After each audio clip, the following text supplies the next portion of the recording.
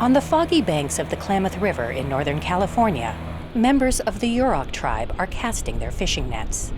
The salmon harvest is finally good again after a worrying spring. Almost 90% of the juvenile salmon died from a parasite caused by overly warm and poorly flowing water upstream. Salmon fishing is central to the Yurok's identity and survival, as are the forests that cover almost 500,000 acres around them.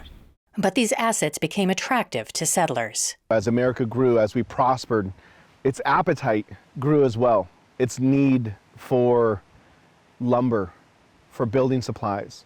Frankie Myers, the tribe's vice chair, says an 1887 law changed everything. We had timber resources, we had salmon resources, but we also had the Allotment Act, which privatized tribal land. The vast majority of our land was immediately transferred to timber barons after the act was passed. 9,800 acres the next day. In recent years, a growing movement has begun to form around the slogan, "Land Back," to demand the return of appropriated land to tribal jurisdiction. There have been some successes. In December, Congress passed legislation that restored all 19,000 acres of the National Bison Range in Montana to ownership by the Salish and Kootenai tribes. But much of the appropriated land ended up in private hands.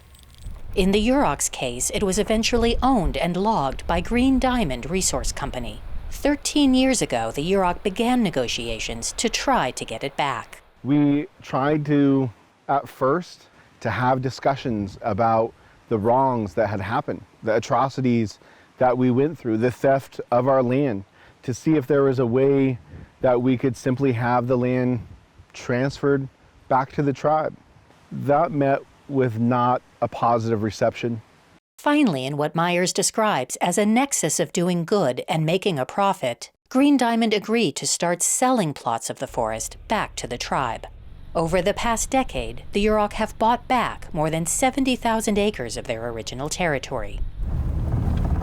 Myers took me on a 6-hour dirt road trip through the regained forests, land on which he once trespassed by cutting through gates. I think one of the hugest benefits that we've seen to date is having our members being able to go to their traditional hunting ground. I can openly raise my children now to come out here, to harvest, to practice.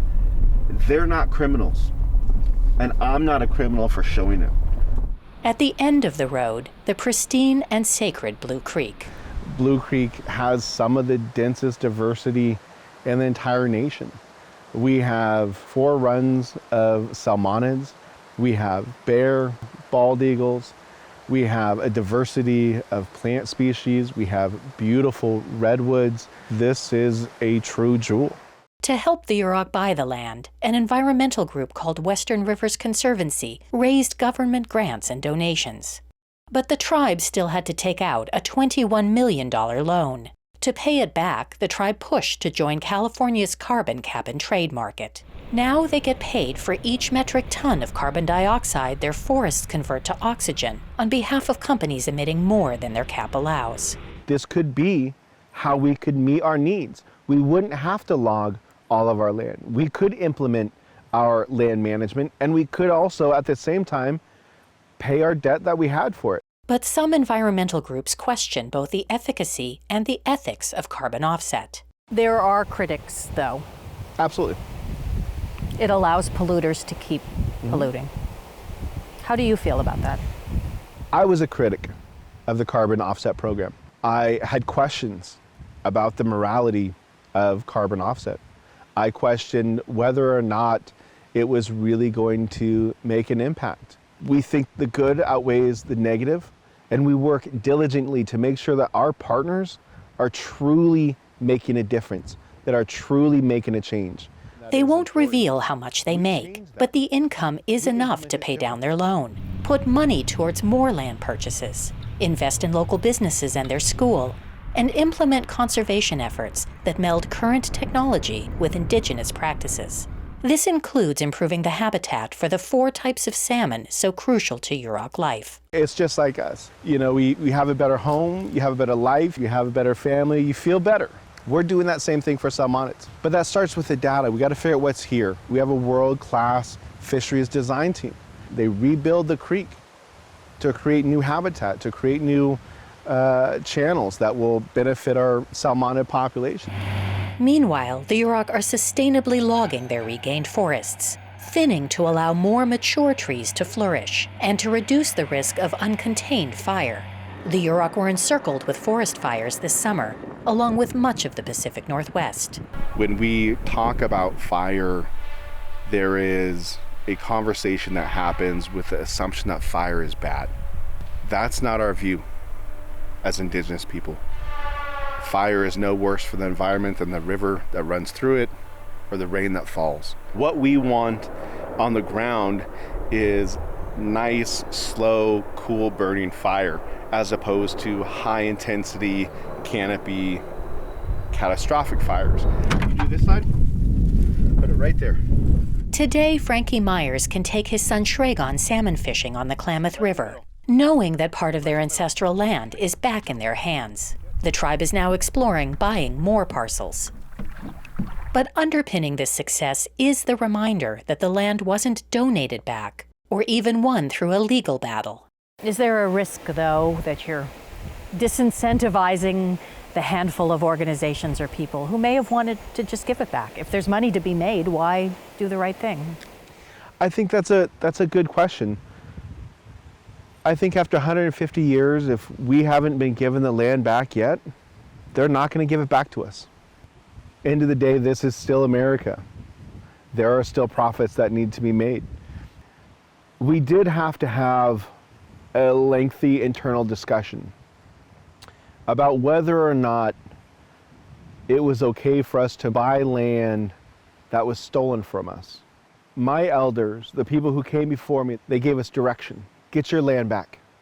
Whether it's right, doesn't matter.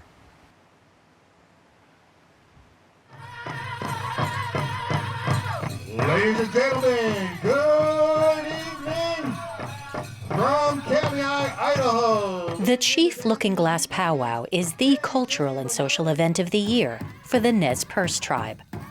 It is first and foremost an intense dance competition, held on the grass of the community center on the tribe's Idaho reservation. Last year's powwow was canceled because of COVID-19, so this is also a bittersweet reunion, with families camping together for the weekend. Here we go, Junior Girls Traditional. Dancers of all ages compete in various categories. Your rhythm and footwork are important.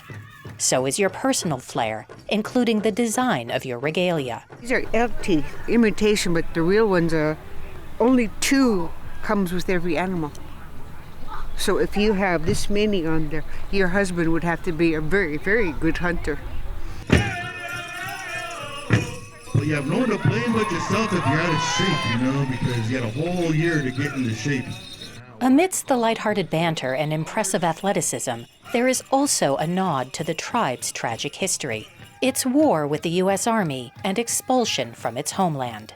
We recognize our ancestors and the struggle and sacrifice that they went through. And it was during that time in 1877 that our people were driven out of this valley. The Nez Percé fought and fled across 1,800 miles of some of the most difficult terrain on the continent. Old women and newborn babies were killed. The bloody pursuit ended in surrender and confinement for the survivors. Where Oregon, Idaho, and Washington now sit, I like to call that they're a part of the United Kingdom of the Nez Percé. And so each of those states have portions that lie within our territory. We met Tribal Vice Chair Shannon Wheeler in the Wallowa Valley of Northeast Oregon. He's been coming here all his life as a visitor. The first thing you notice, of course, is Wawalmuks, the mountains here. The second thing I noticed was the water when I had come over here as a kid. But you would come and stay in a hotel on your land? Yes, or a tent, yeah. It remains a sacred and special place for the tribe. Our people are buried all over here, and there's been so many inadvertent discoveries and their remains not handled correctly.